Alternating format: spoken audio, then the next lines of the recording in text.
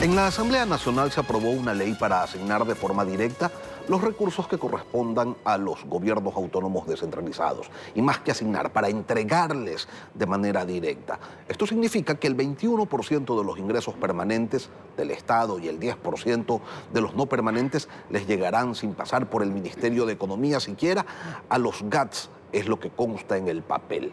Ahora, ¿esto es viable?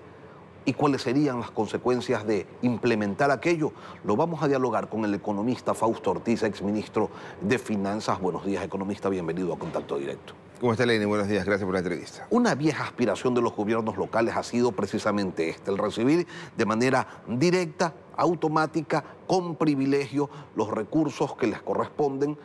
Y desde la política hubo siempre una oposición consistente a ello. Sin embargo, quienes antes pensaban de una manera, pues se han bajado de la camioneta y ahora resulta que piensan precisamente de forma contraria. Yo le quiero preguntar, economista, si esa asignación directa de 3.300, 3.600 millones de dólares por concepto de ingresos permanentes para los GATS es responsable con la realidad de las finanzas del país hoy. A ver, hay que distinguir este esquema que están planteando con uno similar, que era el del IVA que retenían los municipios y los GAT y los mandaban a finanzas y tenían que esperar que se los devuelvan. Eso era una torpeza, ¿no? Si ya lo tengo yo, ¿para qué te lo envío? Para que después me lo devuelvas. Y hay una ley para decir, ¿sabes qué? Ya no me los envíes, quédatelos tú. Y eso me parece adecuado, porque le estaba complicando la operación a los municipios. Pero lo otro, esto de acá de los 21% de los permanentes y 10% de los no permanentes, que es un tema constitucional. La norma constitucional dice por lo menos 10% de los permanentes y por lo menos 5% de los no permanentes. Y la ley dijo, si es por lo menos 10, pongamos los 21, si es por lo menos 5, pongamos los 10. Y ha estado pagándose regularmente bastante bien. El año pasado hubo dificultades y hubo 5.500 millones de atrasos el 2023. Una buena parte de esos atrasos era con los municipios. Por ahí también hay atrasos con la seguridad social. Y entonces, ¿es adecuado o no? Yo creo que es inadecuado. Que forces a que haya que entregarle los recursos sin que pase por finanzas, sino que casi que directamente del SRI a través de central a los municipios. Pero ¿qué cosa es interesante en el proyecto de ley? Algo que se ha venido discutiendo hace algún tiempo, y es que cuando tomas 21% de los permanentes, que son los impuestos, y pensemos por un momento que son 15.000 millones de impuestos, estamos hablando que de ahí hay que tomar 3.000 millones de dólares para darle a los GATS. Entonces, si le quitas 3.000 millones de dólares a los 15.000 de impuestos, te van quedando 12.000, ¿verdad? Y los 12.000 no te alcanza para el resto de gastos corrientes. Entonces, pues no, son 10.000 millones de sueldos, son 3.000 millones de intereses de deuda, son 3.000 millones de 40% de la seguridad social, son 1.500 millones. No alcanza, a alguien no le tengo que pagar. Entonces, lo que va a evidenciar es que estás pagando con deuda o con petróleo, que no alcanza, con deuda gastos corrientes, que es una norma no se puede. Que no se está cumpliendo. A ver, entonces, vamos por partes aquí, economista. Si hay un descalce entre los ingresos permanentes y los gastos permanentes, 15.000 millones de ingresos permanentes, 20.500 millones de egresos permanentes, alguien se va a quedar sin dinero a la hora de repartir el pastel. Claro, y lo que estás haciendo es dándole la vuelta, usando una pequeña trampa, como dices tú, le doy a los municipios, que es para que hagan obra pública, entonces como es para obra pública, entonces financiémoslos con deuda. Pero ahí hay una trampa, porque no es un tema de decir qué vas a hacer, si es permanente o no es permanente.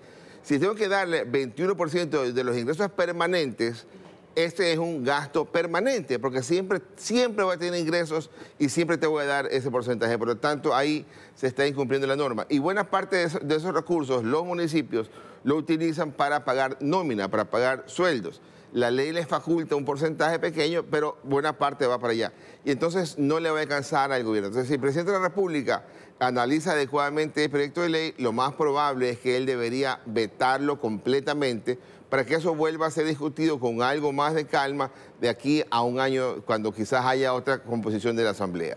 Ahora, ok, pero antes de llegar a lo que podría ser el gobierno, economista, si yo no puedo, a ver, si tengo un hueco allí, la plata no me alcanza, y si no puedo recurrir a deuda, porque no me lo permite la Constitución ni la ley, ¿qué opción podría tener el gobierno para pagarle a todos los que le debe, que sería los municipios, la nómina, los intereses de deuda interna y externa, el IES, los bonos, etcétera.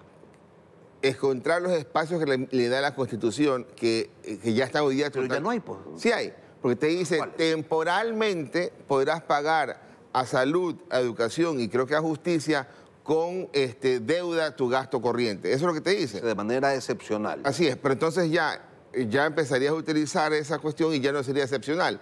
Y lo otro, hoy día hay por lo menos 2.400 millones de dólares que deberían ir que están presupuestados para ir a educación y salud que no pueden ir, porque no pudieron ir el año pasado 1.200 millones, que fue el incremento del 1% para los dos sectores, y no pueden ir este año otra vez el 1%. Entonces va a acumularse una gran bola por el lado de la salud y vamos a empezar a ver cómo esa gran bola se va a empezar a hacer visible, ¿ya? Y cuando juntes el tema de los municipios y juntas parroquiales y prefecturas, va a ser una cosa inmanejable y entonces vamos a ver al gobierno qué locuras presenta al frente. Por ello es una irresponsabilidad lo aprobado ayer, técnicamente hablando. O sea, es un deseo, ¿verdad?, que lo que va a terminar es enrostrando la realidad, ya que le hemos venido hablando desde hace algún tiempo, pero no la han querido observar. Se está incumpliendo una norma constitucional al financiar con deuda un gasto permanente. Ahora, es un deseo legítimo el de los GATS,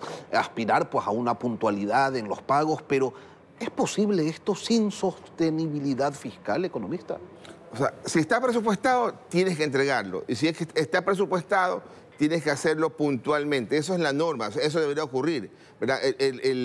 Los legisladores quieren ir un poco al esquema anterior de las preasignaciones, es decir, en la medida que finanzas no toque nada, es mejor. Sí, pero se está presupuestado sin déficit, porque si está presupuestado con déficit, es lo mismo que nada. Sí, está presupuestado, pero se está financiando, en mi criterio, indebidamente, ¿verdad? Ahora, vas a darte cuenta que si te tienes que pasarle la plata los 5 primeros días del mes y no has tomado deuda, entonces no te alcanza el impuesto para aquello. Entonces vas a evidenciar algo que ha estado muy claro desde hace algún tiempo. Y la ley tiene pues cereza en ese pastel porque dispone además que a la vuelta de 3 meses se pague la deuda completa de 2.000 millones de dólares que tiene el gobierno central con prefecturas, alcaldías, juntas parroquiales y lo que corresponde al Fondo Amazónico.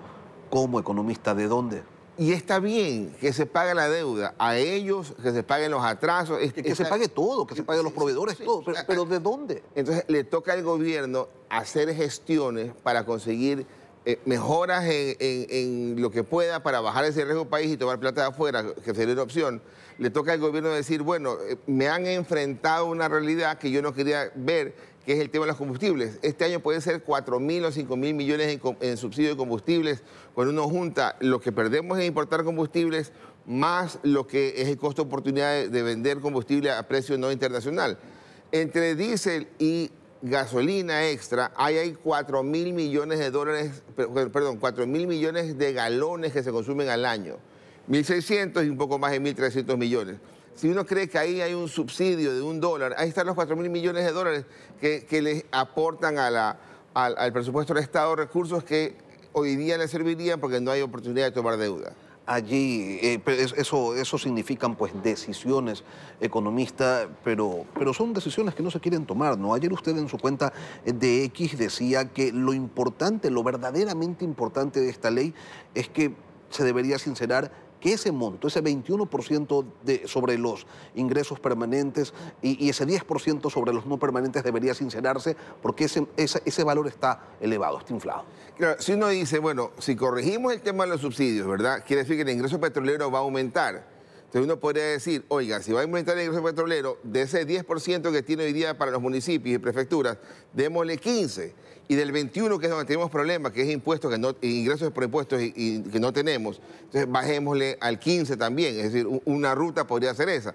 Pero el gobierno tendría que vetar completamente y tener un año entero para poder posicionar esa idea y ver si puede pasar después en la siguiente discusión. No hay economía sin política, y usted lo sabe. Los GATS han conseguido en esta instancia su sueño mayor, el asegurar el arranche de todo lo que lo que se pueda pues, al Estado, recursos sobre los que no rinden cuentas, recursos que no implican la obligatoriedad de dar seguridad, educación, salud, organizando además cada cierto tiempo manifestaciones para exigir más y haciendo un uso pues discrecional del dinero, ¿no? Ahí están conciertos de millones de dólares, en fin. ¿Es sostenible, economista, una economía que se maneja bajo un modelo que privilegia aceras y bordillos? ¿Es sostenible una economía en donde subyace un amplio espacio, una banda ancha para las irresponsabilidades? No, no es sostenible porque los municipios, prefecturas deberían enfrentar que no tienen plata y deberían decir, voy a hacer una mejor gestión de cobro de mis prediales, voy a hacer una mejor gestión de cobro de esa carretera para tener un peaje que pueda devolverme la plata y poder hacer la otra carretera. Pero cuando tú le dices a alguien, pon el peaje, te dice no, porque si pongo el peaje me afecta mi candidatura política para el siguiente periodo electoral. Entonces enfrentas el tema de no quitarle plata a la población porque le vas a afectar tu capacidad política. ¿Y la fácil cuál es? Entonces pidamos al Estado que nos dé la plata, que ese 21% que hoy, mañana te va a decir que no alcanza, que sea 40%. Entonces estamos en una situación compleja cuando lo correcto es analizarlo fríamente y ahí los números son bastante fáciles. No hay forma de darle de los impuestos el 20% o 21% de los municipios sin dejar de atender a otros sectores, como ya los mencionamos temprano. Se cayó la careta. Sí. Y ojalá pues alguien se atreva a levantarla del suelo, a exhibirla y a plantear alternativas ante la complicada situación que está viviendo el país en el ámbito fiscal. También en otros, pero estamos hablando de lo fiscal hoy. Fausto Ortiz, exministro de Economía y Finanzas, gracias por acompañarnos en Contacto Directo. Lenin. Oiga, Eco.